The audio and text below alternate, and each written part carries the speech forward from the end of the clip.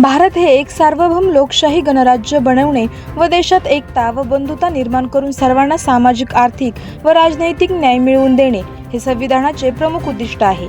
आपल्यामध्ये एकतेची भावना निर्माण होत नाही तोपर्यंत भारत हे एक राष्ट्र बनू शकत नाही। ज्यांनी भारतीय संविधान व लोकशाहीची जीवनमूल्ये स्वीकारली त्यांची प्रगती झालेली आहे, असे विचार भारतीय लोकशाही समाज महासंघाचे राष्ट्रीय संयोजक ॲडव्होकेट रावसाहेब मोहन यांनी व्यक्त केले। भारतीय संविधानाच्या अमृत महोत्सवानिमित्त दत्तनगर येथे आयोजित संविधान जागर कार्यक्रमाप्रसंगी भारताच्या संविधानाची 75 वर्ष वाटचाल व भवितव्य या विषयांवर प्रमुख वक्ते म्हणून ते बोलत होते।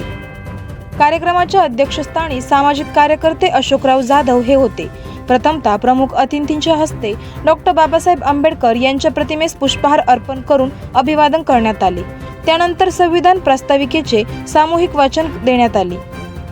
भारतीय संविधानाच्या अमृत महोत्सवानिमित्त जिल्ह्यात व तालुक्यात विविध ठिकाणी संविधान जागर कार्यक्रमाच्या माध्यमातून संविधान जागृती करण्यात येणार आहे, अशी माहिती कार्यक्रमाचे संयोजक PS निकम यांनी दिली।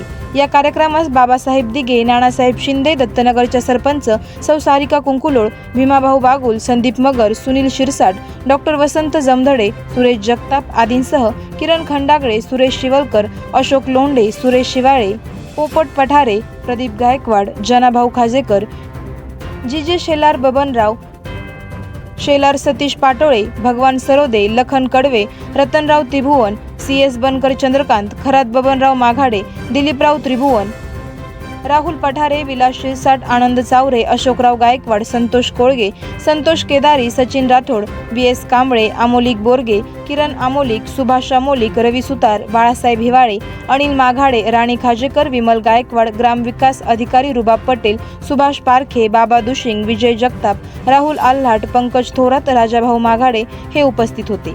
कार्यक्रमाचे सूत्रसंचालन रवी अण्णा गायकवाड यांनी केले तर किरण खंडागळे यांनी आभार मानले। राष्ट्रगीताने कार्यक्रमाची सांगता करण्यात आली।